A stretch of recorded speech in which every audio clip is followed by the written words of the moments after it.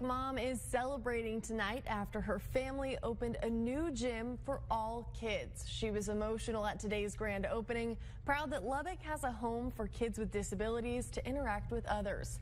KCBD News Channel 11's Patricia Perry was there and gives us a look.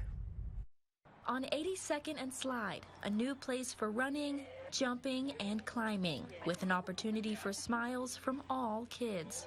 But the main goal is so that autistic and special needs kids have a place to play, but they can also play with kids without any disability. Megan Kinnemer is the owner. Her son is Steele, a 4-year-old boy who has autism.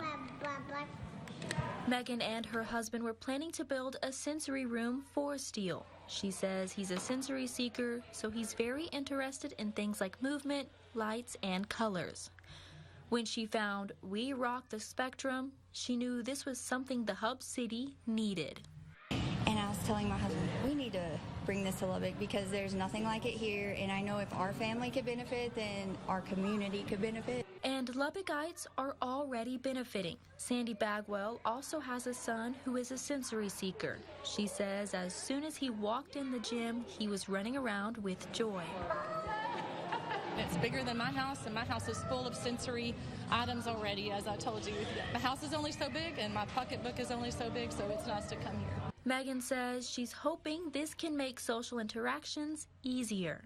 When you see a kid that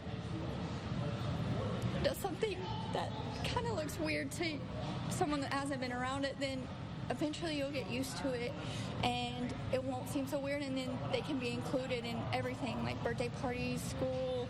The gym will have open play 7 days a week. The first kid is $14 and siblings are $12. There are out-of-school camps and monthly subscriptions as well.